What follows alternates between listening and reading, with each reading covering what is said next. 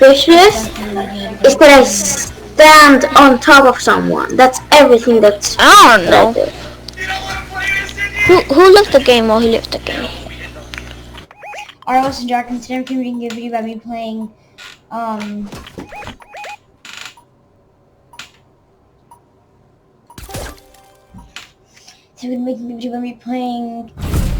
Spy Within, and,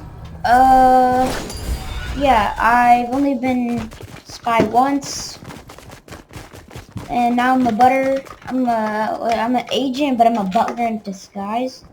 So yeah, I hope you like the video, like and subscribe, watch my other videos, and yeah, have a good time. I can't unblock the other person.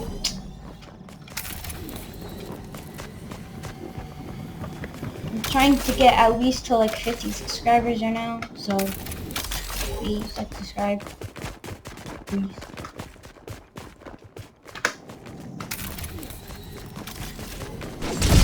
Bro, I'm literally just trying to do tasks. I need to finish it. Was born. She now has her second Guinness World Record for shortest living woman, standing at only 2 foot and 0.7 inches. Her life isn't always easy, and all her clothes, shoes, and even her plates and cutlery need to be made especially for her, but she's also achieved her dreams of being able to travel and becoming a household name. I like butterflies. You like... Sultan Kosen.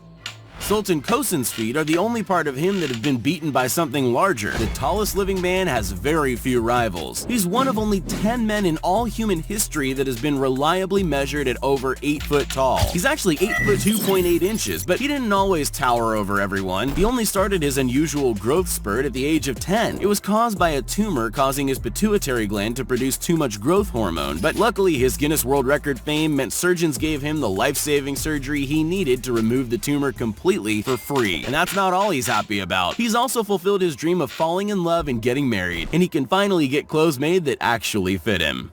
Adrian Lewis. I'll bet almost everyone has seen at least one person showing off how long their tongue is, but not one of those showmen can beat Adrian Lewis. She thinks she may have the longest tongue in the world, and she may well be right, measuring in at an incredible 4 inches. How long is that?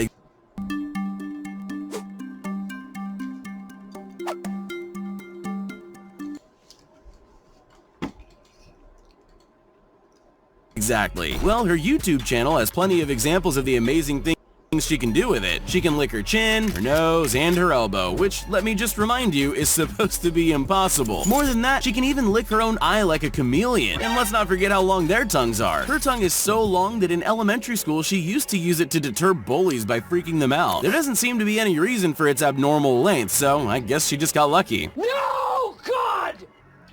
No, God, please, no! No! Stop. Byron Schlenker. We've already shown you the longest tongue, but Guinness has many different ways to measure things. Byron Schlenker doesn't have the longest tongue, but he does have the widest. I would have never thought that would be very impressive, but that was before I'd seen it. It's an unbelievable 3.37 inches wide. He discovered his unique feature while flicking through a Guinness World Record book to help his daughter with a school project. He saw the previous record was 3.1 inches, and he was sure he could beat it. He was right, and not so long after, he had stolen the title. But remember his daughter he was helping with the school project? Well, she's the apple that didn't fall far from the tree. It turns out she has the world's widest tongue for a woman, and at 2.89 inches, it's very nearly as impressive as her dad's. No. Isaac Johnson. Isaac Johnson from Minnesota looks like your average teenager, right up until the moment he opens his mouth. He has the Guinness World Record for the biggest mouth gape, and they're not joking around with this one. He can open his mouth so wide, most people would presume they're looking at CGI-enhanced footage. How wide is it really? 3.67 inches. Seriously, grab a ruler and check how wide your mouth opens for a comparison. I guarantee it's nowhere near that big. I'm not sure how useful it is, but I'm sure it goes some way to filling up that teenage boy appetite, and if that fails, maybe he should check if he can get a job in the movies playing It or Jaws even. No, no, no, no, no, no, hell no, no, no, I refuse, no, no. Hello. What? Athletics? caught cheating. Oh, they caught cheating. This guy has something that makes it go faster, I think. Ever heard the phrase cheaters never prosper? Maybe you're thinking that it's not true. That if you really want to win, you should do everything you possibly can to get there. Maybe you think rules are there to be broken, or that the ends justify the means. Well, these cheaters obviously thought that too. But they were caught in the act and justice was swift. Ready to learn what the consequences are for breaking the rules of a great sport? Let's get it on! You don't always have to tamper with equipment or hurt an opponent to make a huge difference in a match though. Sometimes all you need to do is mess up the ground you're playing on. Marwin Hitz decided that was the best way to stop his opponents earning a goal that might have just won them the game. So he dug his studs into the ground around the penalty spot to dig up the turf. Sure, it's not a surefire way to cheat. It might not have done anything. Unfortunately for the other team though, it did work. As Hitz's opponents went to kick, he slipped, and that was the end of that, while Hitz escaped punishment. Well, almost escaped punishment. Hilariously, he was sent a bill to cover the cost of repairing the field, and he decided to make a donation to a children's hospital because he obviously realized everyone was starting to dislike him at that point. Hitz makes the save. It stays 0-0. There are all kinds of opportunities to cheat in normal circumstances during a match, but to cheat when you're not even on the field? That can't be easy, but it has happened. Have a look at this excellent play. It looks like a surefire thing. Nothing can stop Jacoby Jones now, except for Mike Tomlin, the opposing team's coach, who just happens to be standing ever so slightly on the field and facing the other way. Sure, maybe it was an accident, but maybe not. There are some subtle clues to suggest that this was a dirty trick. He's glancing over his shoulder at the approaching players long before he steps out of the way, and he walks away with a smile that's at least suggestively smug. After all, he was the only thing that could possibly save his team. He did force Jones into the tackle. At least it looks that way. Can anyone prove it? Nope. That's some expert cheating and a nasty trick. Don't want to in any way say that was something intentional, but if he had picked off the official... There's acting and then there's overacting. Neymar's bid for Oscar glory definitely falls into the overacting category, although it might just win a few comedy awards. This particular incident was the result of another player ever so slightly brushing his boot against Neymar.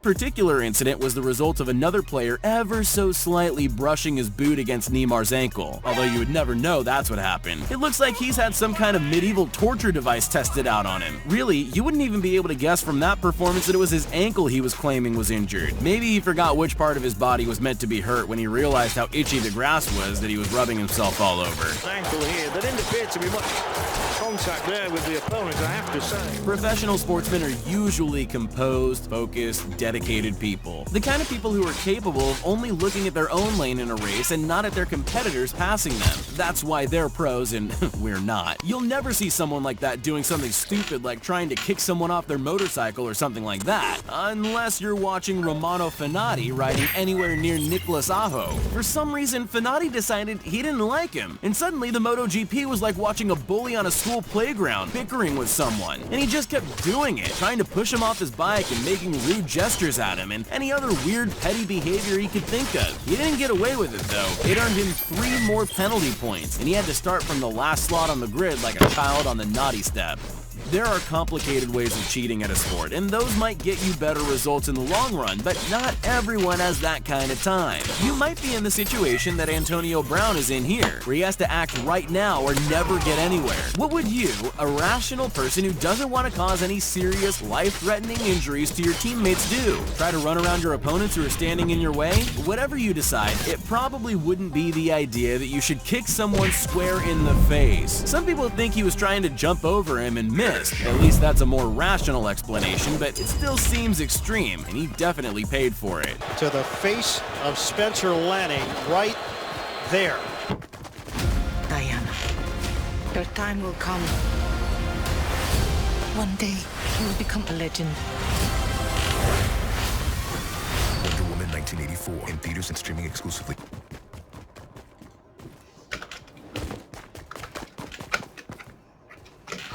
Back on the video. What's the opposite of cheating? Not being a good sportsman, but making someone else look like they're cheating when they're not? Well, whatever.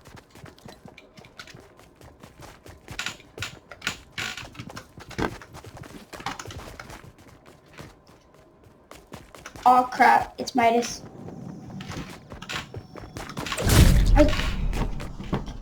Bro, literally called it.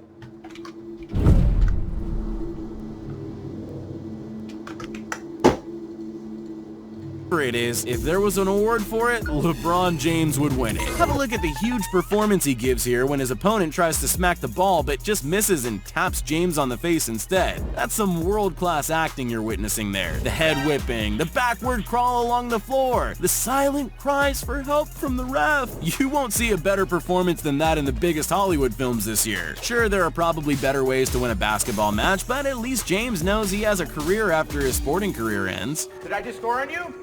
Yes, you are my LeBron James, but not really, not really. Some people make their name as a brilliant sportsman because they win everything. Others seem to think they're more likely to become famous and win everything by cheating. Speaking of which, Romano Fenati has made it back on our list. Why? Because he reached across and pulled a fellow Moto2 racer's bike while they were traveling at 140 miles per hour. That's some seriously dangerous cheating, but luckily nobody was hurt. And that doesn't mean that Fenati got away with it though. He was fired by his team because of it. Really, I don't know what else he expected when he tried to pull a stunt like that.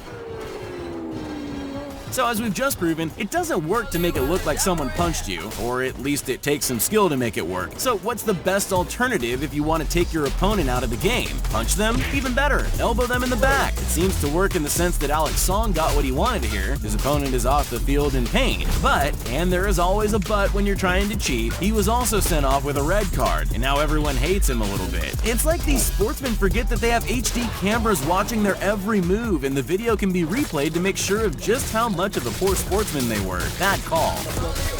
There's that punch to the back.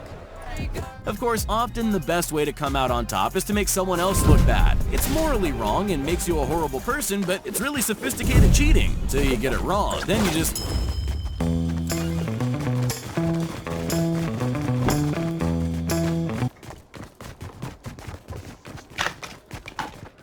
Dang it, I'm an Asian.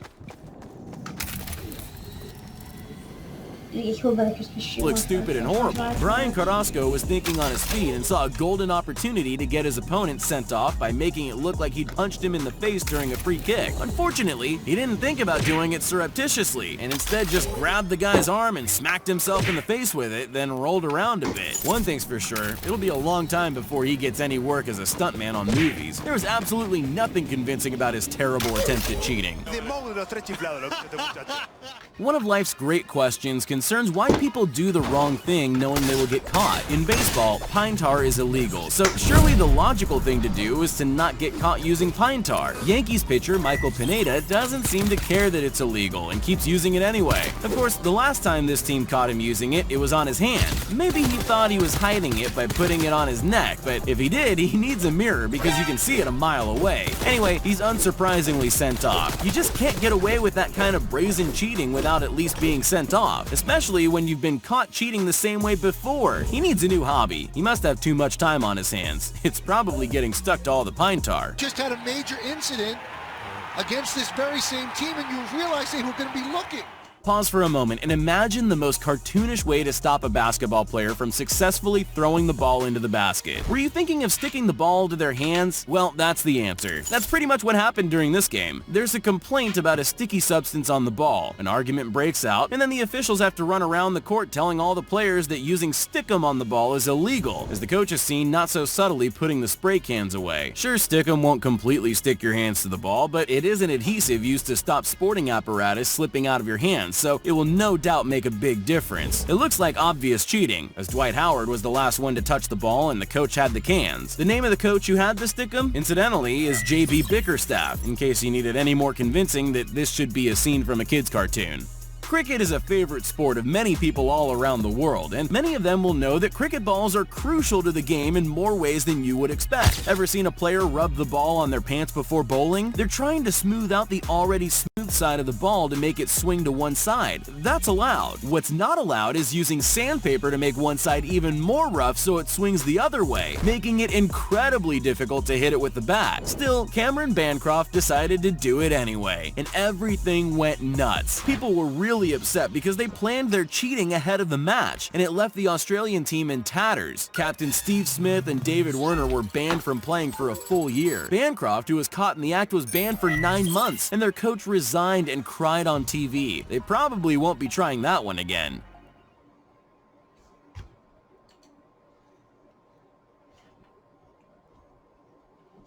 There are more than 7.5 billion people on.